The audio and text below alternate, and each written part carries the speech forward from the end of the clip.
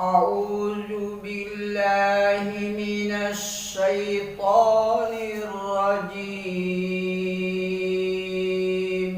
بسم الله الرحمن الرحيم.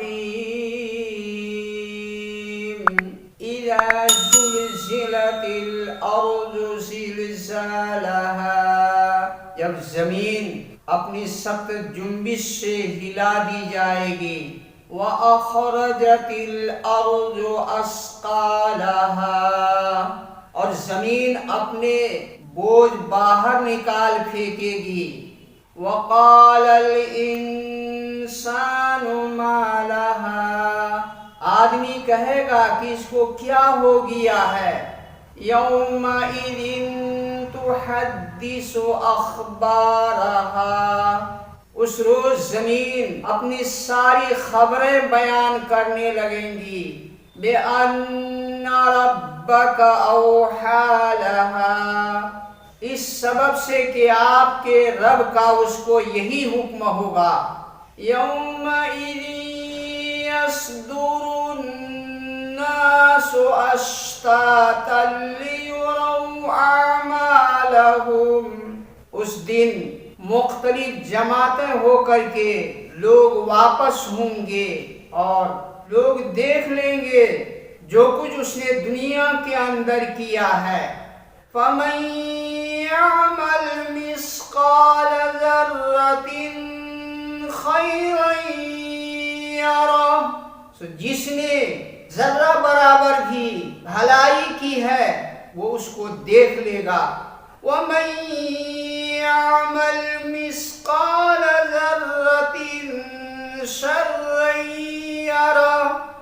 اور جس نے ذرہ برابر اس دنیا میں برائی کی ہے وہ بھی اس کو دیکھ لے گا. حضرات گرامی و سامعین کرام، سورہ زلزال کا ترجمہ آپ کے سامنے پیش کیا گیا. سورہ زلزال مدینہ میں نازل ہوئی ہے. 8 آیتوں پر یہ سورت مشتمل ہے. اس سورت کے اندر اللہ رب العالمین نے جو واقعہ نفخہ اولیٰ سے پہلے دنیا میں پیش آئے گا، جیسا کہ علامات قیامت میں زلزلہ کا ذکر آیا ہے، یا اس زلزلہ سے مراد نفخہ ثانیہ کے بعد جب مردے زندہ ہو کر کے زمین سے اٹھیں گے اس وقت کا زلزلہ ہے. مفسرین نے یہ بیان فرمایا ہے کہ زلزلے متعدد ہوں یا ایک نفخہ اول سے پہلے، دوسرا نفخہ ثانیہ کے بعد، مردوں کو زندہ ہونے کے وقت، اور اس جگہ یہی دوسرا زلزلہ مراد ہے. جناب رسول اللہ صلی اللہ علیہ وسلم نے اس زلزلہ کے متعلق ارشاد فرمایا کہ زمین اپنے جگر کے ٹکڑے سونے کی بڑی چٹانوں کی صورت میں اگل دے گی. اس وقت ایک شخص جس نے مال کے لیے کسی کا قتل کیا تھا وہ اسے دیکھ کر کہے گا کہ یہ وہ چیز ہے جس کے لیے میں نے اتنا بڑا جرم کیا. جس شخص نے اپنے رشتہ داروں سے مال کی وجہ سے قطع تعلق کیا تھا وہ کہے گا کہ یہ وہ چیز ہے جس کے لیے میں نے دنیا کے اندر یہ حرکت کی تھی. چور جس کا ہاتھ چوری کی سزا میں کاٹا گیا تھا اس کو دیکھ کر کہے گا کہ اس کے لیے میں نے اپنا ہاتھ دنیا کے اندر گنوایا تھا. پھر کوئی بھی اس سونے کی طرف لینے کے لیے نہیں لپکے گا، سونا یوں ہی پڑا رہ جائے گا.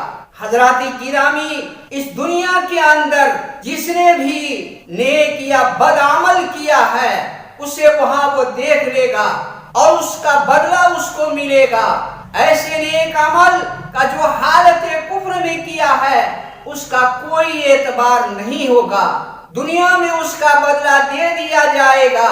اسی لیے اس آیت سے اس پر استدلال کیا گیا ہے کہ جس شخص کے دل میں ایک ذرہ برابر ایمان ہوگا بالآخر وہ جہنم سے نکال لیا جائے گا، کیونکہ اس کے وعدے کے مطابق اس کو اپنی نیکی کا پھل بھی آخرت میں ملنا ضرور ہے.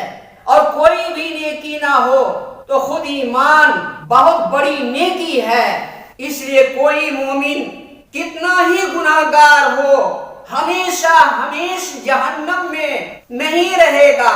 البتہ غیر ایمان والا شخص اگر دنیا میں کچھ نیک عمل بھی کیے ہیں تو شرط عمل یعنی ایمان کے نہ ہونے کی وجہ سے ان نیک عمل کا ثواب کل عدم قرار دیا جائے گا۔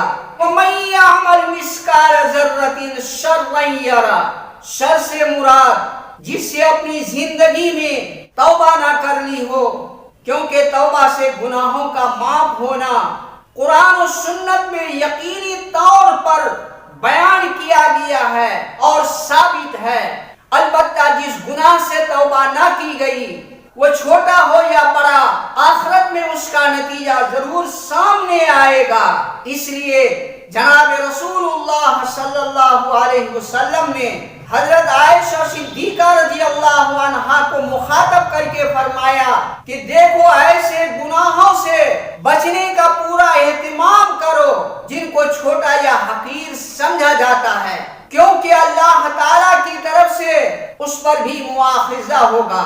تو سورت کا خلاصہ یہ ہے کہ ہم اس حقیر دنیا اور چند روزہ زندگی کے لیے غلط طریقے سے مال کو حاصل نہ کریں اور اچھے اعمال کے ساتھ اپنے شب و روز کو مربوط اور مضبوط کر لیں، اس لیے کہ آخرت میں انسان کے کام آنے والی چیز اس کے اعمال ہی ہوں گے۔